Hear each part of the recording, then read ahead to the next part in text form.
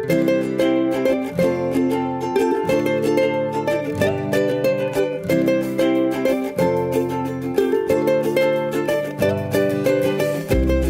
am Anna Seewoldt, and this is Authentic Parenting, a podcast about personal development in the context of parenting, where I explore how you can find more calm, connection, and joy in parenting through the process of self-discovery and inner growth with a trauma-informed lens. Today, we are talking about time management, and productivity. Want to make the most of your time?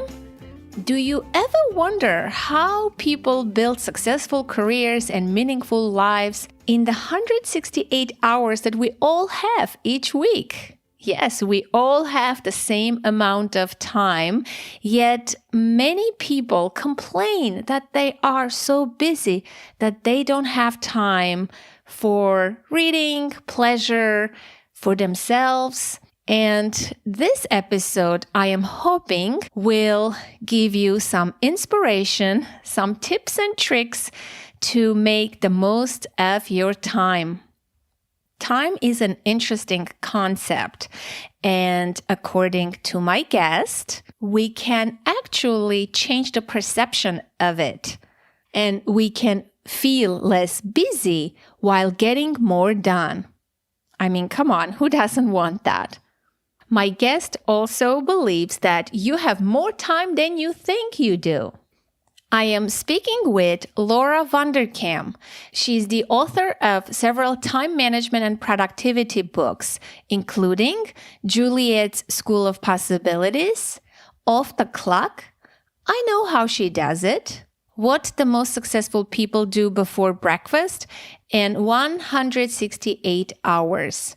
Her work has appeared in publications including the New York Times, the Wall Street Journal, Fast Company, and Fortune. She's the host of the podcast Before Breakfast and the co-host of the podcast Best of Both Worlds. She lives outside Philadelphia with her husband and 5 children. At the time of the recording, she was pregnant with her 5th baby, and now her baby is already here. You can learn all about Laura at lauravanderkam.com. Do you know how you spend the time that you have? Laura says that once you know how you'd like to spend your time, it's important to figure out where the time is going now. If you don't know where the time is going, how can you know if you're changing the right things? So the next step in spending time better is to track your time.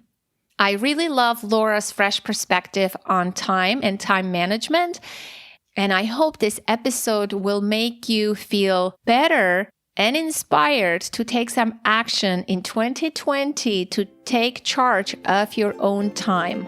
And now please enjoy this conversation with Laura Vanderkam. Laura, welcome to Authentic Parenting. Thank you for having me. Yes, you went to Princeton University. I live in Princeton. Oh, great. Yes. What did you study at Princeton, if you don't know? I was in the Woodrow Wilson School, the public policy one. Mm-hmm. Growing up, I want to know, you are this time management proponent and expert and productivity. I want to know what kind of child you were growing up. Well, looking back, I've probably always been interested in productivity. Certainly when I was a student at university, I was interested in trying to get stuff done at the right time, although I don't think that I was the sort of kid who was scheduling everything when I was 8 years old or anything along those lines. But, I've just always been fascinated with this idea that everyone has the same number of hours in the day. Plenty of people have various other differences, how much money people have, how smart we are, how good looking people are. People could have other advantages, but nobody has any more hours in the day. And so I find it fascinating to study people who are doing a lot with their lives professionally and personally and see how they're allocating their hours. Yes. And are you a math person? You always speak in terms of dividing the time and the hours and all this math. Are you a math person? I do enjoy math. That was always a favorite subject growing up as well. Mm.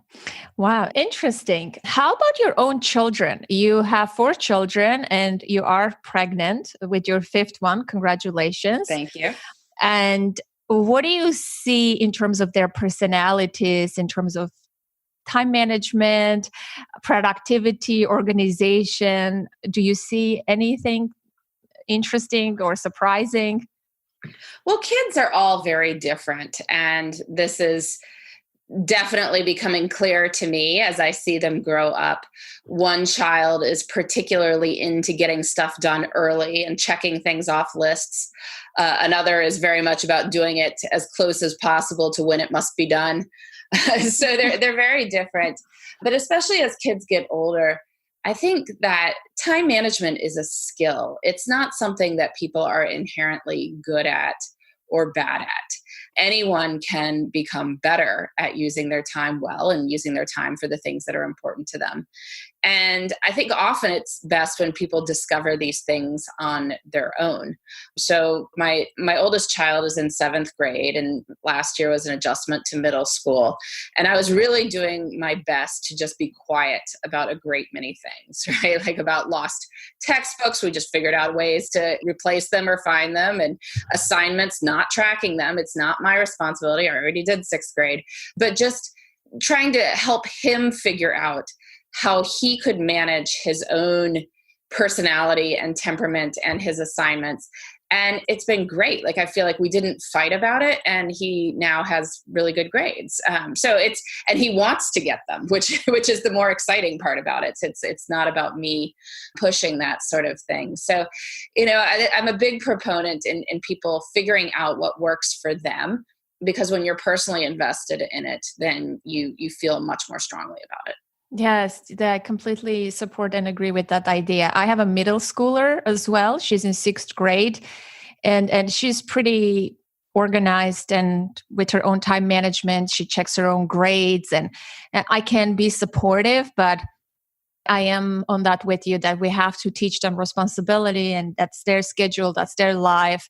Let's give them space for them to learn on their own mistakes and things like that. And if we can support them, that's great. But yeah, I like hearing that. And how old are your other children?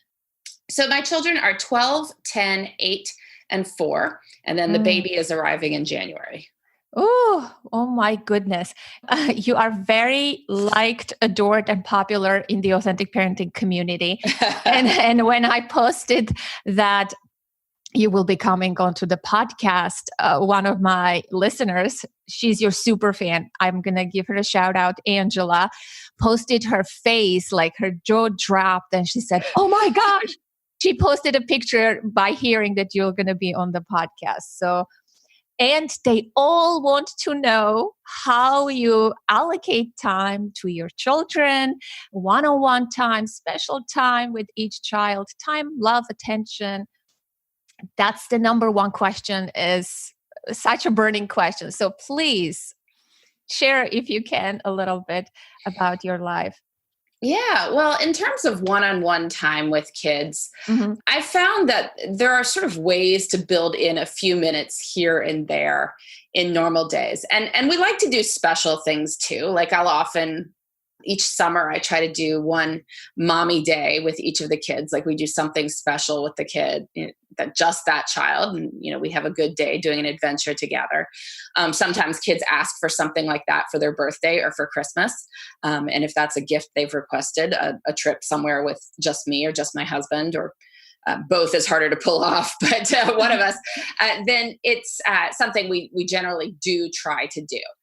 So they get 1 or 2 big special occasions per year. But then just in terms of daily life, we take advantage of differences in schedules. Like, for instance, middle school starts at a different time than elementary school. So my middle schooler is up earlier, and I sit with him as he's eating breakfast. And then often the 4-year-old comes in for the next shift, and I'm sitting with him. And then I'm sitting with the 10-year-old and the 8-year-old, because the elementary school starts later. So they're the third shift of breakfast. And yes, this starts dragging out for a while. I calculated that I was sitting at the breakfast table for about 45 minutes the other day. But, probably I wouldn't be doing much else of use at that time. time anyway. So may as well sit and chat. And the same thing happens at night as well.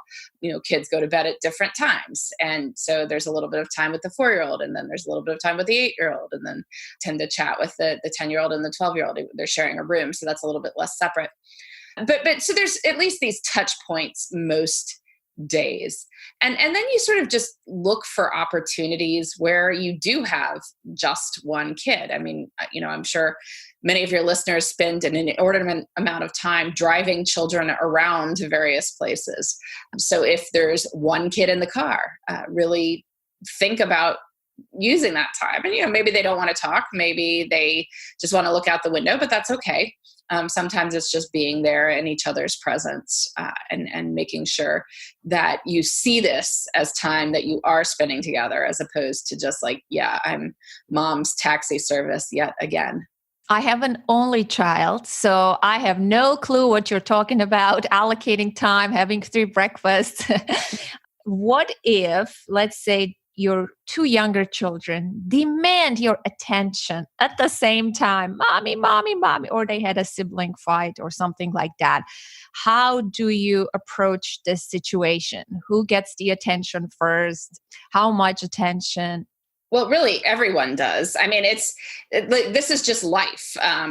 Something like a fight is daily occurrence. An argument is a daily occurrence. A child needing something right away is going to happen all the time.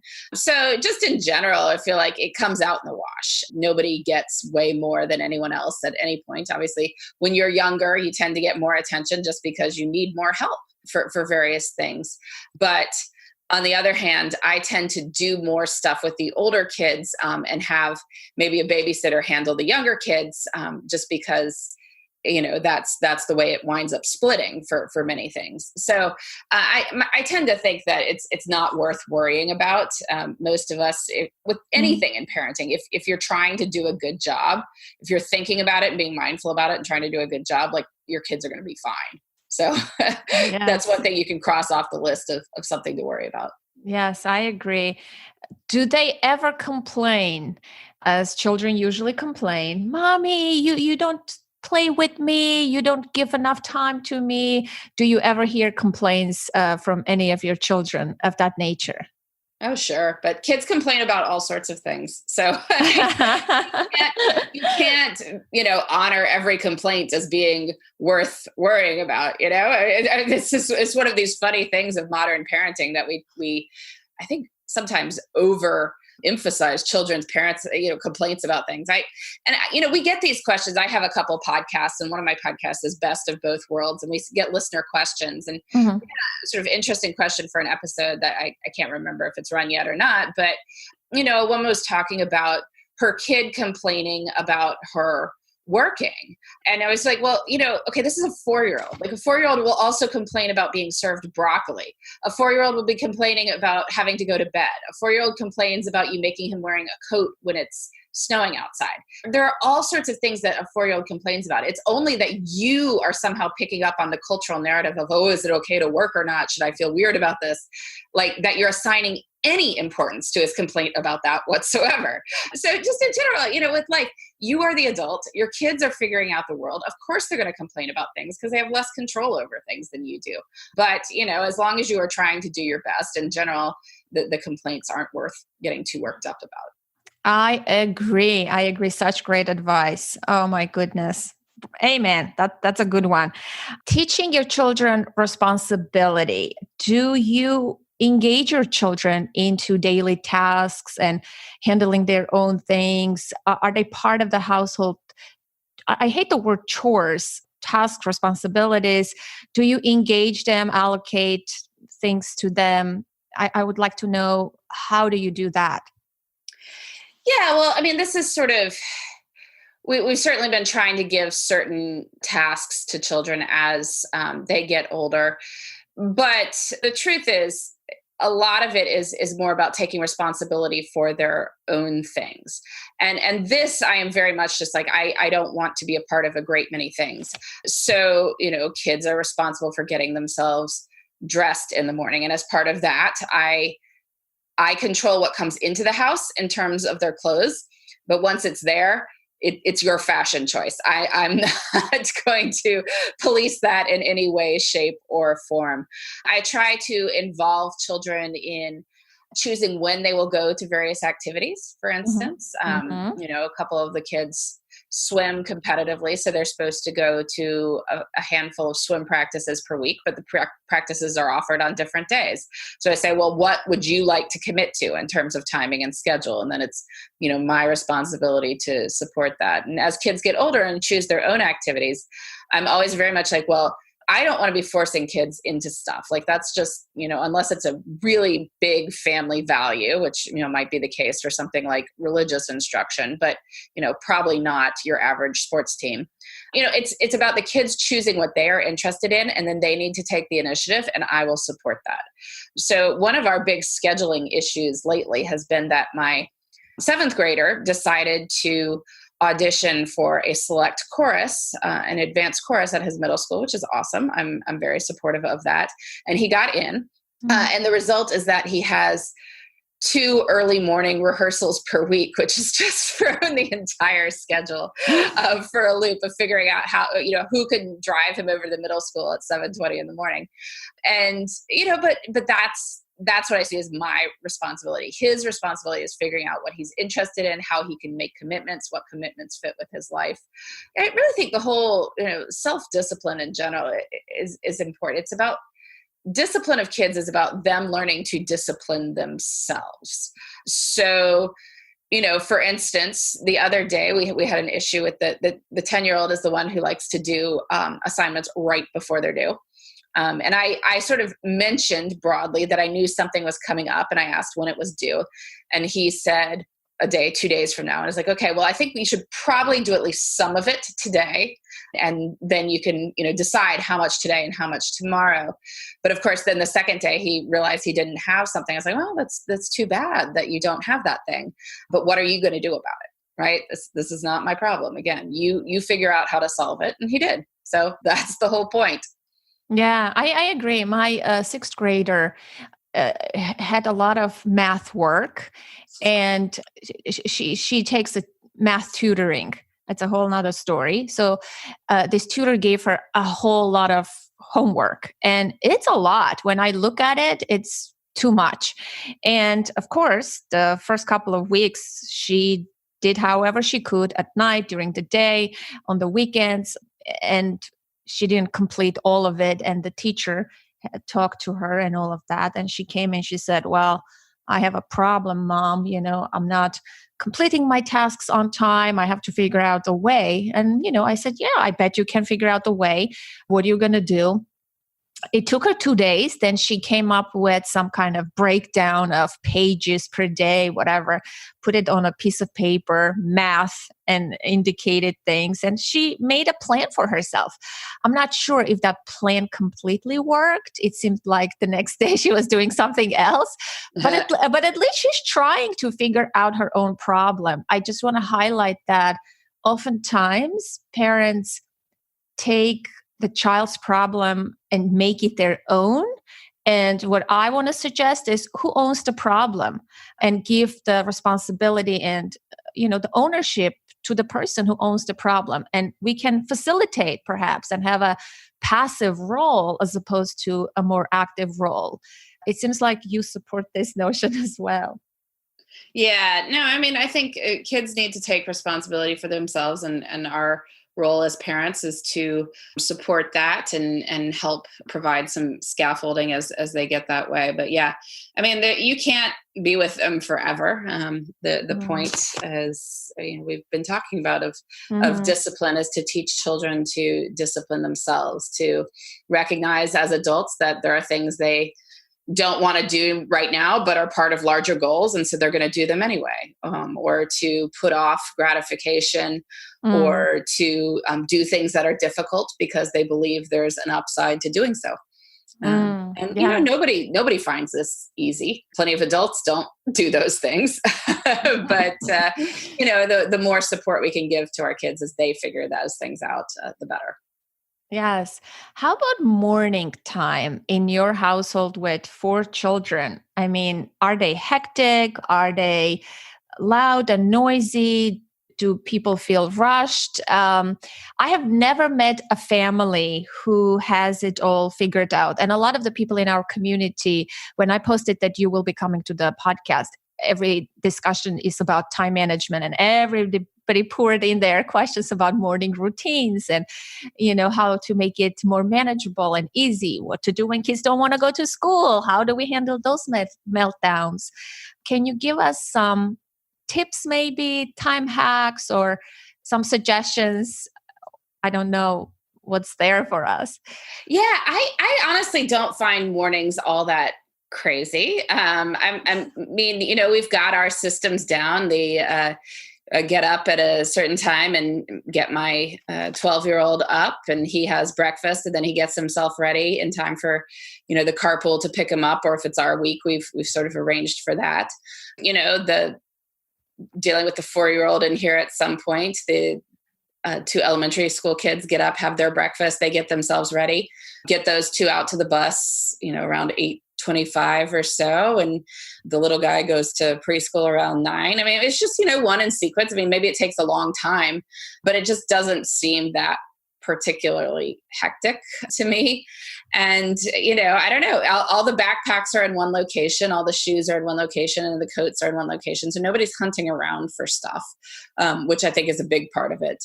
Because if they were, like, if your shoes could be anywhere in the house, I think it would be game over at that point. We live close to our schools, so getting there is not a long trek. So there's some flexibility in terms of, when you get there. If I did have to bring them versus the bus, it wouldn't be a big deal. I think the idea of shoes coming off in one place, it may be a little thing, but we have a mudroom that each kid has their bin of their stuff, and their stuff is always there. Like, there's nowhere else it can be. Homework is either being actively done or it's in their backpack in, their spot in the mudroom. Because as the number of kids stack up, lost items would just be a problem for everyone. But, you leave enough time and it all works. I don't know. I'm trying to figure out where the hectic craziness tends to come from. I think sometimes it's that we tell ourselves that mornings are going to be hectic and crazy, and they become so. But if there's anything you can have not happen, like not be on your plate, great. Like we don't make lunches. The kids buy lunches. They get a hot lunch at school. That's a great option. Why make things harder than they need to be?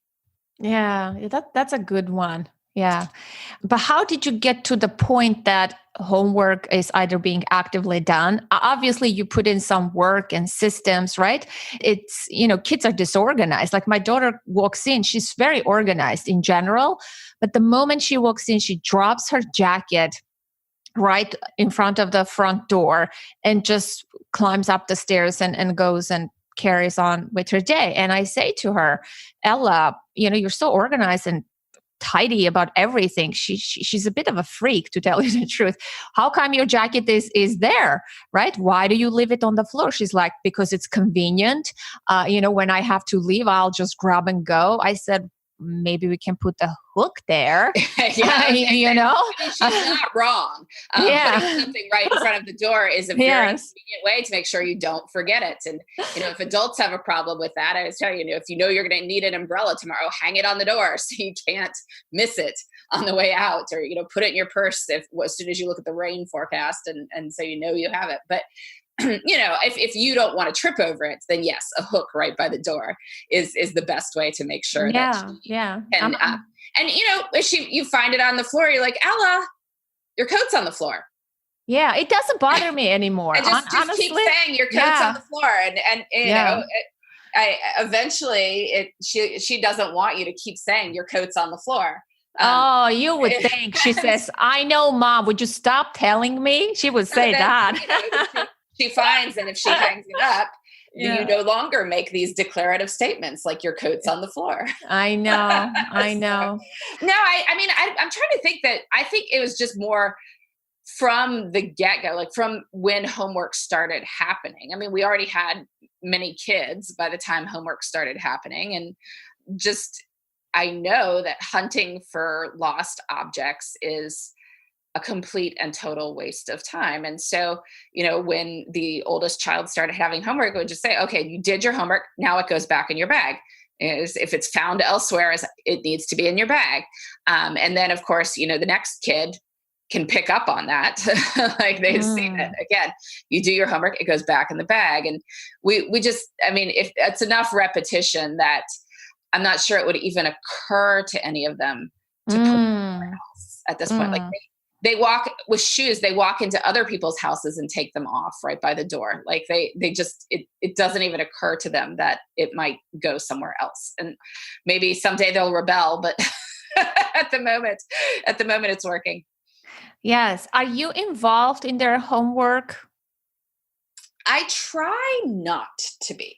And again, the reason is that I fundamentally don't think that the homework should be about me. It's not useful to the teacher if I'm really in the weeds with it. Because the point is if you've got an educator who cares about what they're doing and making sure every kid in the classroom is learning, then the whole point of these assignments is seeing what the kid has figured out and what they haven't. And so if the parent's doing it, then you're getting a false signal. And that's not helpful for the educator. If they ask me a question, I try to sort of bat it back. Like, well, that's interesting. What have you tried? What else could you try? And if somebody's truly stumped, there's lots of other resources out there. If it's math, there's Khan Academy. There's, various things you can Google, like look up the definition online, see if that makes sense. Like here's somebody with a video explaining how to do that problem. Why don't you check that out? Because, I already did 7th grade. I don't need to be tested on it again. Yes, I agree with that for sure, completely. Let's see. There was also a few questions about self-care, your own self-care. How do you build into your day so that you remain serene, calm, and sane? Serene, calm, and sane. That sounds great. I can't promise it's 100% that way all the time, but there are a few things I do. One is that I exercise every single day. And that is as much for self-care as it is for anything else. Like I'm not trying to have a supermodel body here. I'm not trying to be a swimsuit model. Like it's how I make sure that I have a positive approach to life. I find that exercise is very good for that. And so I exercise every single day. And by having the every single day as a just rule for life, it means that I'm not asking, am I going to exercise today? Because what sort of question is that? Like, I don't know. Do I feel motivated? Do I feel excited about it? Well, who cares? Like a better question is, when am I going to exercise today? Because that is just a matter of logistics. So that can be figured out. Another thing, I try to be good about sleep. I give myself a bedtime. I need a good reason to be up past 10:30 p.m.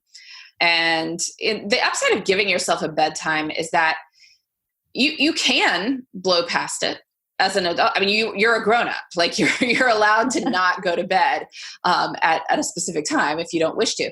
But knowing what you're aiming for, like, means that you at least need to have this conversation with yourself. And if you find yourself up past your bedtime or near your bedtime, you'd be like, well, why am I doing this? Is this a good reason? And if you're having an awesome conversation with your spouse, then yes, it's a good reason. Stay up. If it's, you're reading a book that you absolutely love and looking at the schedule tomorrow that there's zero time for you to finish it, well, again, you're an adult. You can make these choices. But by making it a conscious choice, you increase the chances that you are getting enough sleep. And if you want to have a good morning, you want to get enough sleep. Like there is no way around that. I think part of the craziness of mornings that people complain about is because they're sleep deprived. And if you're not sleep deprived, then your morning is going to feel better.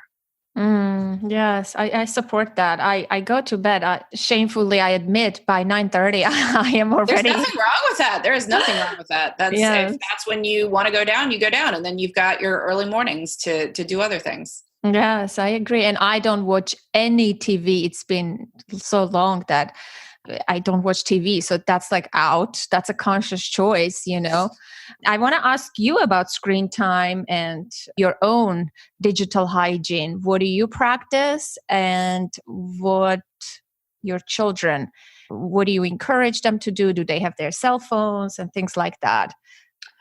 So I don't really watch TV. It's just not something that is of much interest to me. But I won't claim any sort of high moral ground here. Like I'm on my phone a lot. I love looking at Instagram and things like that. So it's not any more noble to be looking at Instagram versus watching a TV show. And in fact, it's probably worse in many ways. So I certainly don't want to claim perfection in this sphere. I do think that for many people, television can become a huge time suck because it can occupy the bulk of your leisure time, but make you feel like you don't have a whole lot of time. So people will say like, oh, I have no free time whatsoever, but like they're watching all these shows. It's like, well, okay, you do. It's just once the TV comes on, it won't go off. And we tend to watch TV at low energy times. And so you might be better off, for instance, instead of watching TV for 3 hours at night after the kids go to bed, like going to bed earlier or waking up earlier and having that morning time for something that's of, a hobby that you need more energy for. You write a novel, exercise, whatever it is. As for kids and screens, I am not as convinced as some people that they're, evil in any way, shape, or form. My 12-year-old has a cell phone because in middle school, it's just really kind of necessary for arranging pickups and things like that. We've tried to be careful about monitoring usage and making sure that, on the computers at home as well, people are not accessing content that they shouldn't. And if there's any evidence that people have been, that's, then cause for a long discussion about it. And more just making sure that nobody can retreat somewhere with a screen by themselves for long periods of time where somebody else wouldn't see it. Right. So that's, having computers in public areas is a good, step for solving that problem. But, in general, like setting screen time limits involves a lot of effort and work on the parent's part. Part of what you need to do is just make sure that your kids are doing enough other stuff that it's just, there's less time available for screens. So, they go to school, obviously they're all involved in activities, sports, music, doing stuff with friends, family dinners when we have that, if they have to do their homework. And by the time you add up all this stuff, we enforce reading time in their rooms for a little while before bed.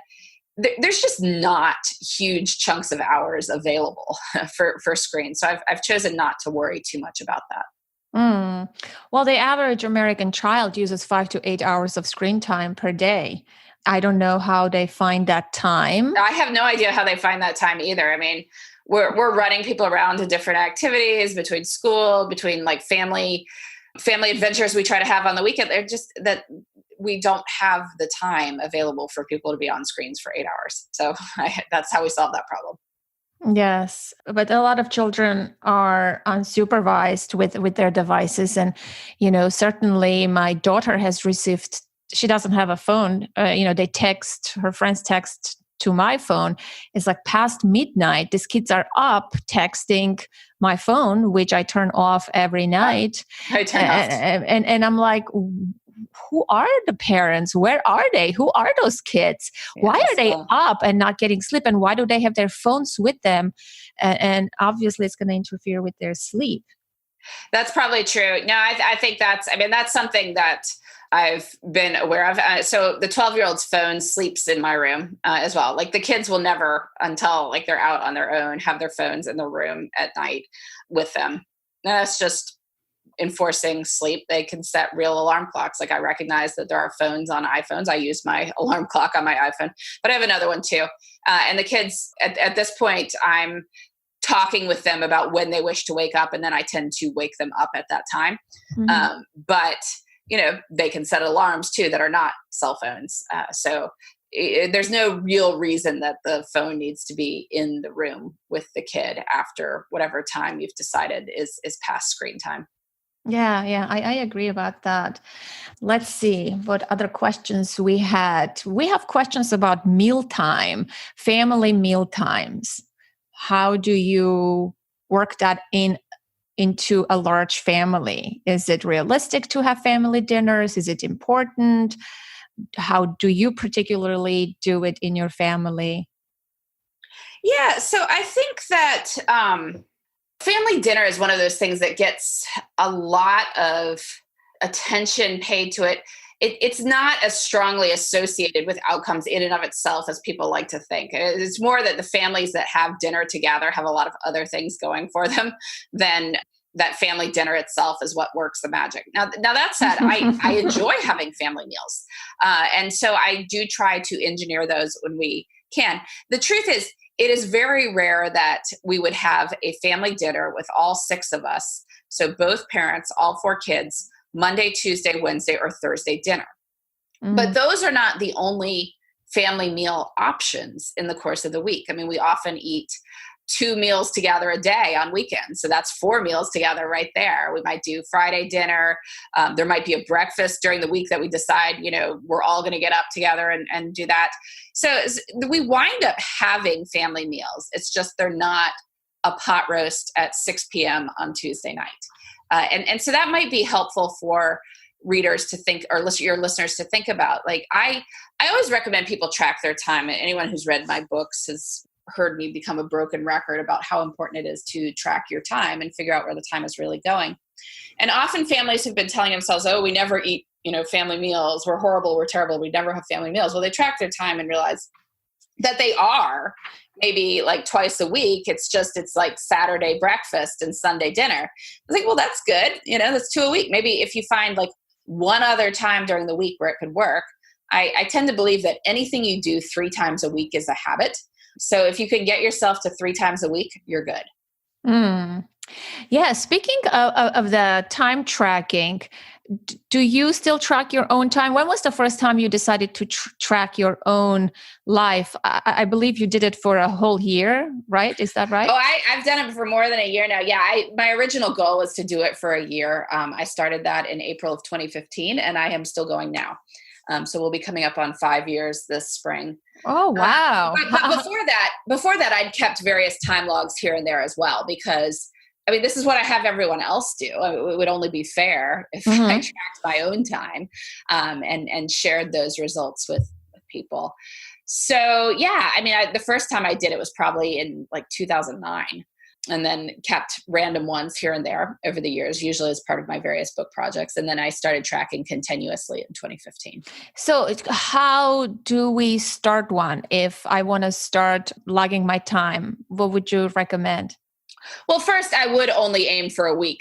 You do not have to aim for 5 years. That's my own special form of fun. But if you aim for a week, I think you have a pretty good shot of getting there. You can use lots of different tools. I track my time on weekly spreadsheets. You can get one from my website, which is lauravanderkam.com. But you can also just make your own. It's Excel. So if you have a passing familiarity with Excel, you can make your own spreadsheet. I just have the days of the week across the top, Monday to Sunday, half-hour blocks down the left-hand side, going from 5 a.m. to 4:30 a.m. So a time log day is 5 a.m. to 4:30 a.m. and it starts Monday, goes to Sunday. So that's my week. Check in about 3-4 times a day. I write down what I've done since the last time I checked in. And my goal is not perfection. Like I am not writing down every time I got up to get a glass of water or something like that. It's broadly, what did I do during those half-hour chunks? And after doing this for years, I can actually only check in once a day if I need to, because I tend to remember it for 24 hours, but you probably don't want to do that if you're first starting. So just, set a couple times during the day, maybe at lunch, maybe at the end of the workday, maybe around dinner, maybe when you go to bed, check in and write down what you've done since the last time you checked in, and then, keep going and definitely keep track of the weekend too. I have a lot of people who don't do that for reasons that I don't entirely fathom. Like, this is not about only logging work time. This is about seeing where all your time goes. And for most of us, a big chunk of our leisure time does happen on weekends and our family time. And we want to be aware of that, right? Like, that's just as much part of life as work is. So yeah, track the whole 168 hours of the week and then look at it and see what you think. What do you like? What's good? What's working? What's great? We should celebrate those things. Then you can also see, well, what do you want to change? Like, what do you want to do more of?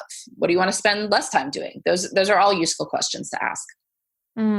So it's all about prioritizing and scheduling the things we actually want to do.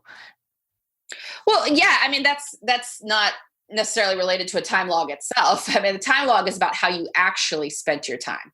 So it has nothing per se to do with how you would like to spend your time. A time log is how you actually spent it. Now you can go from there to how would I like to spend my time? And it's helpful to have the data of where the time is going now for you to then say, well, what time is available for me to redeploy from things I don't enjoy doing to things that I do enjoy doing, or things that are kind of don't absolutely have to be done. Maybe that time could be reused for something that would be more meaningful. But the problem, time keeps passing whether you think about where it's going or not. And so it's very easy to spend time mindlessly. And I think the time tracking exercise helps with figuring that out, being mindful about it so that then you can make better choices. Yes. Like you said, we all have the same amount of time, yet many people claim they don't have time. No, it's true. They do. It's always funny to me. We become wedded to the story of having no time, and people love to talk about just how busy they are. Yeah. I don't really know why. I mean, that's not a useful conversation. I mean, even just in terms of conversations are about establishing common ground so that you can then share information. So if you say, well, my weekend was busy, well, what can you do with that? Whereas if you say like, oh, well, we went to this thing, or we tried this restaurant or something, and then you say, oh, I tried that too. It was great. What did you think? And then you can actually have a conversation, whereas busy is sort of hard to work with. Yeah. I guess people just heard that term and it's become part of our life, and we just throw it out there. If when we don't want to do something, oh, I'm busy, it's a great excuse. It's a great confidence booster that I'm busy, therefore I am important, or my life is important, or whatever I'm doing is important, right? It's this thing that we tell to ourselves. It's all about perception. And I love how you say time is elastic and that we can stretch the experience of time. And it's all about manipulating our perception of time. And it's all about creating memories, right? I love that as well. Yeah. No, well, I mean, time is about how we remember it. Ultimately, all we have is memories. And so I really do think it's important to think about where our time goes so that we can create cool memories within the time that we have. Yes. Speaking of memories, I also know that you did this 100 dreams. I want to call it a challenge or a list. I was going to a seminar several weeks ago. And before the seminar, they gave us a homework to come up with 5 dreams because we were going to do some exercise at the seminar.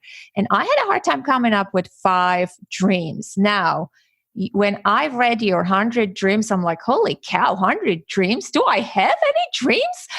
Have I stopped dreaming about life? I did the Gretchen Rubin's 19 for 2019 thing, and it was very enjoyable. I almost crossed off everything off of my 19 for 2019. Tell me about the 100 dreams. And I want to challenge people to do this. This is so fun. Yeah, the list of 100 dreams is an exercise that was shared with me by a career coach named Caroline Sinisa Levine many years ago when I was writing the book 168 Hours. And it's pretty much an unedited list of anything you might want to spend more time doing in your life. And so there's a specific aspect of it because many of the things we have that are goals will require more time. So, people start off with this. They're like, well, what do I want to spend more time doing? Okay, exercise. Well, that's great. But what kind of exercise? And then you think, well, I'd really like to run a 10K. Well, a 10K is going to take time to train for, right? So then you start getting a little bit more specific with these things. People have travel goals, for instance, places they'd like to visit. There might be hobbies they want to do, activities they'd like to do with friends or family. These are all great ideas to put on there. Professional goals as well. Most people don't want to spend more time at work per se, but there's certainly things within the category of work that many of us would like to spend more time doing. And the upside of making a list of 100 things is that you can't really edit yourself. I mean, you have to keep coming back to this list. You have to keep thinking, and you're not holding yourself to this stuff on the list. This is where I think people, run into trouble because they're like, well, I'm not sure I can do this. Well, that's not the point. Nobody's judging you on this list. Like, nobody's giving you points for, is this feasible? Like, was she crazy? Like, just put it on the list, right? And then you can decide later. Like, is this something you actually want to put into your life or not? And you might put something on the list and decide that actually you don't care about doing it. And that's fine. But by addressing the question of what you'd like to spend more time doing, have ideas. And often people have been telling themselves they have no time. And so then when time appears, they don't know what to do with it. Like, that's why we watch TV or surf the web, because those are effortless things that are easily available. But, if you've put down, like, I would like to read through, the greatest novels of the 20th century or something. Well, then you start looking at lists and you start getting some of those books in your house or putting them on the Kindle app on your phone. And then you have them and you can start doing these things in the time that you might have. Yeah, that sounds great. I know you are a very avid reader. When do you read? Do you read in the evening before bed or whenever you find time? Are you organized with that, or it happens like spontaneously? A little bit of all of the above. Yes, I usually read before bed at night. That tends to be a good time for it. But I will also read in other chunks during the day. If I'm up early for some reason, I might read then. Weekends, it could be a good time for catching some reading time here and there. One of the biggest changes I made a couple of years ago is I mentioned the Kindle app. I put the Kindle app on my phone. And started putting a lot of ebooks on there. I'll borrow ebooks from libraries through Libby, or I'll just buy them on Amazon, the ebooks. And because of that, whenever I have my phone with me, it's an option to read. I'm sure I'm like most of your listeners, my phone is always with me. I mean, there's like, I don't go upstairs without my phone. Like, it's always with me, which means that it's always an option to read. So if I'm waiting for a phone call to start, I can read. If I'm sitting in the car waiting for my kids to get out of swim practice, I can read for a few minutes then. And so those little bits of time do start to add up. So do your children know what you do, what kind of an expert you are? You speak publicly, you write all those books. Do they know what mommy does, and what do they say about it? Yeah, no, they know what I do. They like looking at my books. It's kind of fun to open one of mommy's books and see if their names are in there or dedicated to one of them or whatever. They like to see that. But kids are in their own little worlds on some level. I'm not sure they care all that much about what I do. It's just, it's a job like anything else. They have their own lives, their own schedules, mine as well. And, I share what I can with them. But fundamentally, kids are kids, parents are parents. We do our thing and try to enjoy our lives together too. The reason I'm asking is that every time I make a parenting quote unquote mistake or raise my voice or something of that nature, my daughter would go, and you are a parenting coach giving advice to other parents. She calls on me. Do your children do that kind of stuff to you when it comes to time management or productivity, things like that? I don't know. I not too much. I mean, I'm sure there's options occasionally to call out, like, why are we running late? But I wouldn't claim to be perfect at any of those things. It definitely happens that we are late, and I acknowledge that. But we try to see what we can learn from it and do better in the future. Yes. Yeah, that's one of my pet peeves, when people are late. Oh, that's I don't like being late myself. I don't know where the root of this psychological issue is, but when people are late or I'm late to something because of my family, it just raises my stress response, and I don't like that. And maybe I have to investigate one day. So you sang at Carnegie Hall. How come? What do you sing? Do you belong to a choir? Tell me a little. So when we used to live in New York, and I sang in a couple different community choirs at various points during my time in New York. And sometimes there's various performances where they need a chorus. There's lots of large chorus works, and so there would be opportunities for that. Or sometimes choirs would rent out the hall, like you can rent it out and perform there. So yes, that's how that has happened. Yeah. What other hobbies do you have? Do you sing now? Yeah, I sing now. I sing in my church choir, so I enjoy doing that. We rehearse every Thursday night and then sing on Sunday mornings during the school year. I run. That's the form of exercise I do every single day, and I quite enjoy that. Those are my main hobbies. So have work, which I enjoy, and that has various things I think other people might do as hobbies, like podcasting is part of my actual job. Writing is part of my actual job. And then sing, run, hang out with the family, and that pretty much takes care of my time.